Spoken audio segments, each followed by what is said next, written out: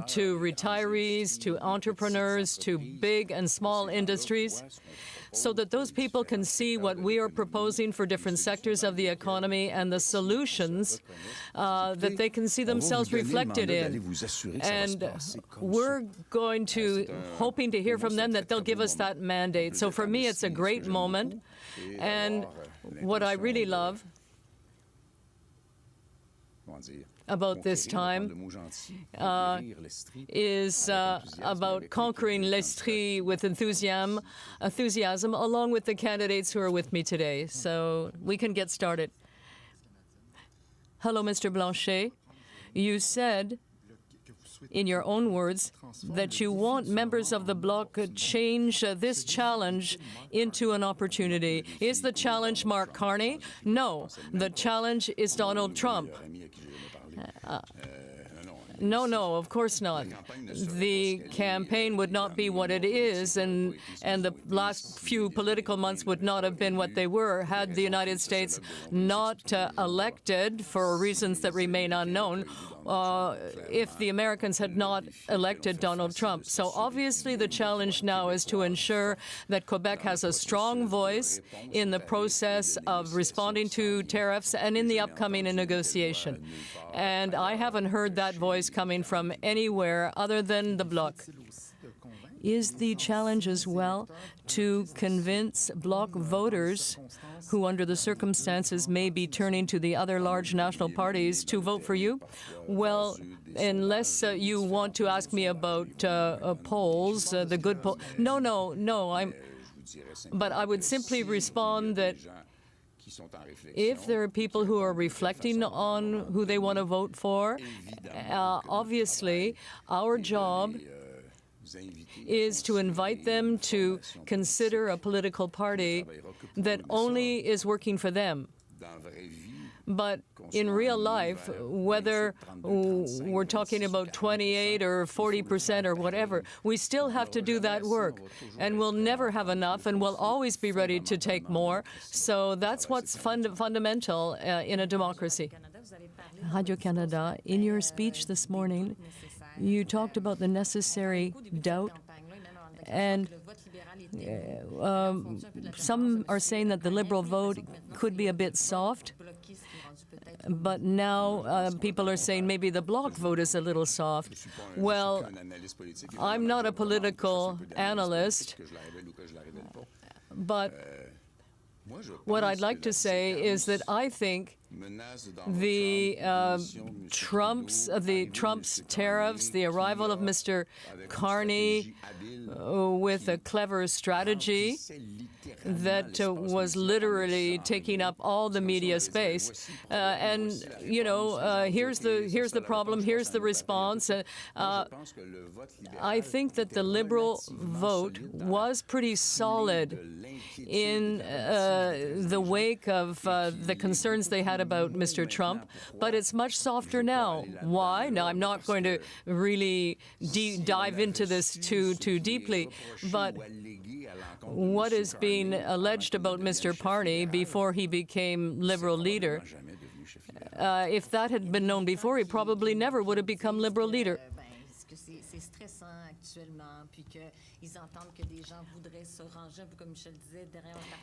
As Michel was saying, people are looking to get behind a party that can fight back against Mr. Trump. So are you hearing those kinds of comments? I've heard this myself. It was said to me. But it's one of the meanings of a campaign, or the basic ideas behind a campaign. A sovereigntist and an independent supporter, whether we're talking about the environment or any of the other issues in Quebec, what we're seeing is that some people think that Quebecers are going to fall back on an Anglophone to protect them.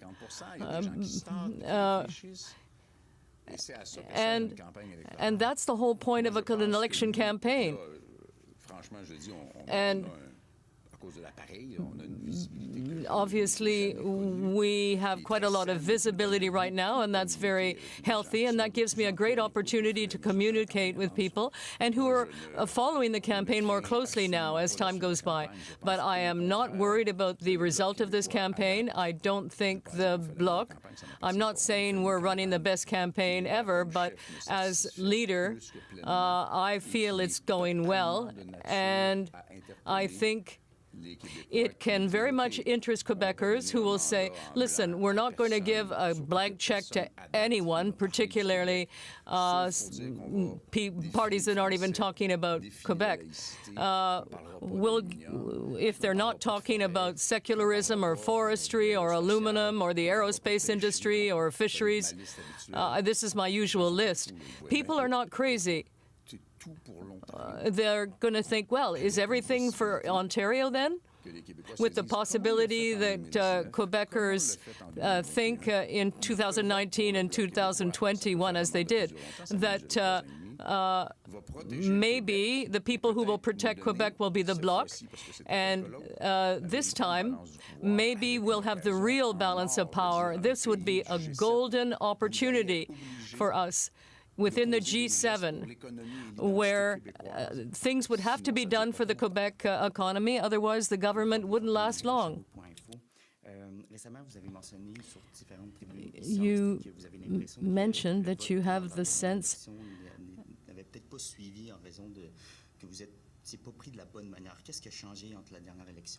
that the things didn't work, are not working necessarily at the same time. Listen,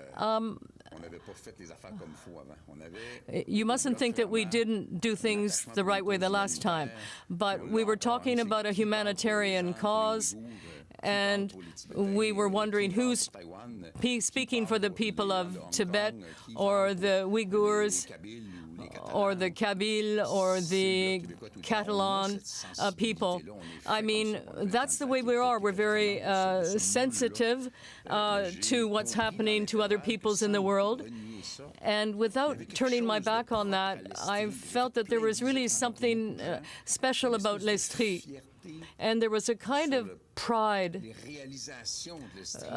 with respect to what had been achieved, with respect to research, innovation, technological transfer. And I'm a real fan of the quantum computing unit in Sherbrooke. And I started thinking about Estrie as an economic power and how we should run our campaign here. And I'm really very admiring of the leadership being shown here by Al-Faida, and I think it's an opportunity to talk about the economy and other issues. And we even talked about culture as well. And I have a colleague who is very good on entrepreneurship.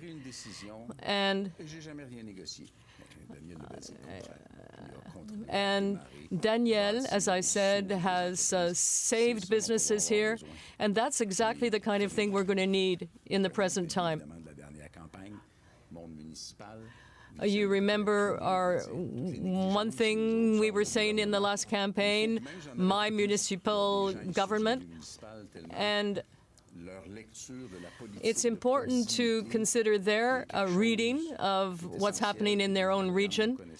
And you know Andréane, of course.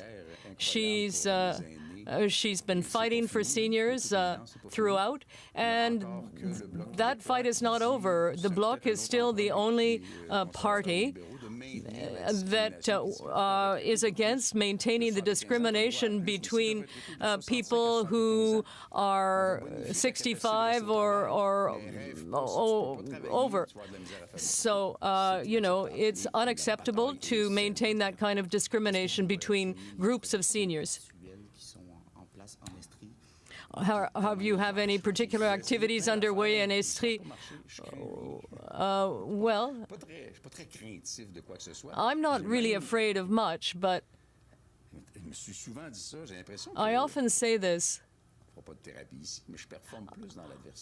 I tend to perform better in the face of adversity. Maybe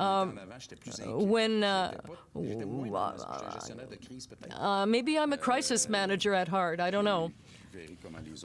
We'll see how other people are in that respect, but I like to have a challenge in front of me. It allows me to really rally all my energy, and I had the sense earlier in the room that our activists are all like that too.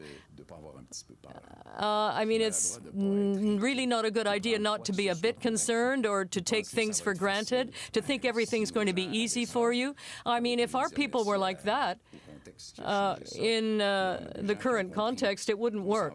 But we have a team. We're all going to be on the ground. We're going to be combative. And I find that really exciting. Now, unfortunately, they've removed one debate. I don't want to take that personally. And you'll know that there's probably a lot of discussion about the TVA debate. People just ran away. Is it that bad? You know, do they think I'm that bad? They have to run away from me? Well, but the debate on April 16th? My question is a more general one about candidate selection. We're seeing that you presented some today. Now, you have a candidate in Outremont and one in Sherbrooke who said they would have, that person would have liked to run in Sherbrooke rather than in Montreal. Are you selecting them based on who you think might be more solid in this or that riding?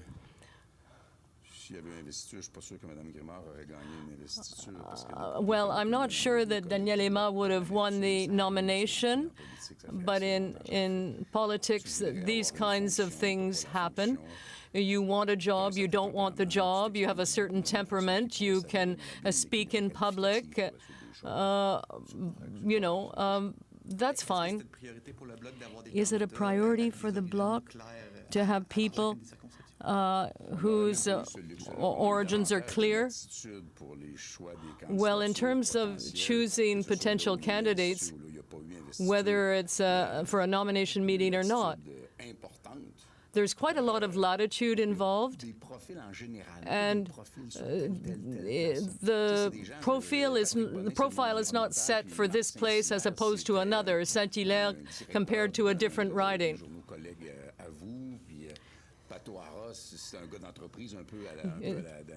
There are lots of different people, and they're all from different backgrounds. And I happen to know a lot of people from a lot of different places. And when Villemur agreed to be a candidate in Trois-Rivières, you know, and I asked him to run, it was great. And you know, if everyone is equal, well, let's say that some people are more equal than others. And we want to represent as many people as possible. Monsieur Blanchet, Ian Wood for CBC News on behalf of the TV pool. Do you think the other political parties would support your private members' bill forcing the government to present texts of a free trade agreement to the House of Commons for a vote? I hope they do. Last time I checked, Canada was supposed to be a democracy. Last time I checked, Mr. Carney did not understand that. Someone has to remind him. He's not calling me very often to be reminded of those things. I'm sure you will convey that. But of course, any treaty has to be supported and voted in the Parliament. If not, what's the point of having a Parliament?